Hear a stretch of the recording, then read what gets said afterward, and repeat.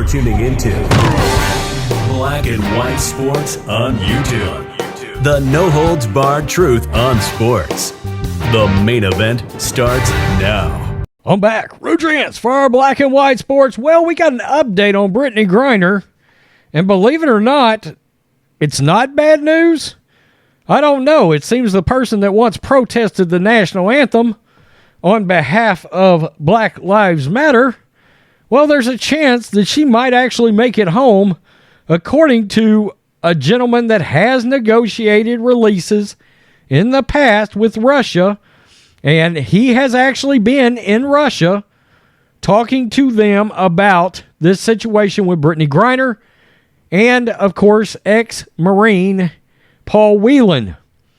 It looks like there's a chance she could be released by year's end. This is the Hill. Former U.S. ambassador to the United Nations, Bill Richardson, he also used to be the governor of New Mexico, and he worked for Clinton, if that tells you anything, said he was, quote, cautiously optimistic about securing the release of Brittney Griner and Paul Whelan from Russia after visiting the country. Quote, do you think you can get Brittney Griner and Paul Whelan out by the end of the year? Asked CNN State of the Union co-anchor Jake Tapper. Quote, I do think so. Now, I hate making predictions, but yes.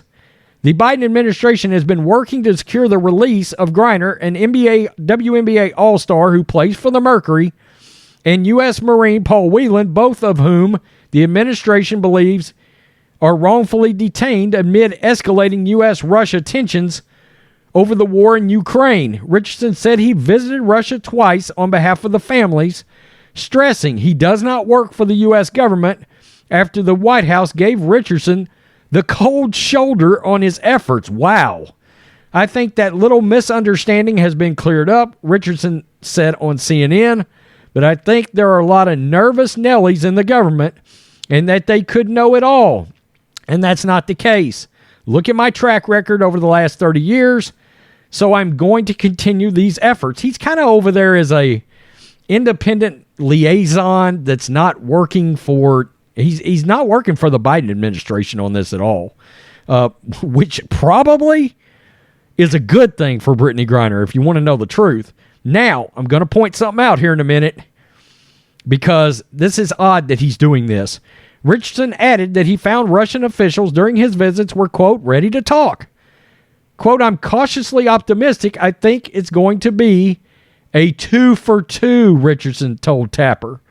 Russian authorities detained Griner, who also won 2 Olympic gold medals in February after she traveled there to compete days before Russia invaded the Ukraine. Griner was later sentenced, as we know, to 9 years for cannabis oil and vape cartridges. Whelan, who faces 16 years, has been held in Russia since 2018 on spy charges that he vehemently denies, and I don't think anybody believes he was actually doing any spying over there. So, now, here's the thing. Russia's been very clear. All the communication that has come out of Russia has been that nobody should be talking about this in the U.S., okay? In other words, if Richardson's engaged in these negotiations, why are you going on CNN and talking about this? That is very confusing because Russia has been very outspoken about the fact that they want things like these negotiations to remain in private if they are going to move forward and be successful. Okay, so that is one of the biggest, strangest parts about him. And look, Bill Richardson's also trying to make a name for himself. We've talked about all these politicians, and that's including ones on both sides of the aisle, that have tried to virtue signal on behalf of Brittney Griner, help build their brand and grift a little bit off of this, especially Democrats like Sheila Jackson Lee, or Sheila Lee Jackson, whatever her name is. Who knows? Who cares? You get the point. I can't remember her name exactly, but she's here in Texas. But yeah, she got heavily involved in all this crap. A few months ago, I did a video on that. But here we are. Now, he's saying a 2-for-2 swap. who's the second one? I mean, besides Victor Bout, the Merchant of Death, who's the other Russian scumbag to be named later that we've talked about in previous videos? Who is this person?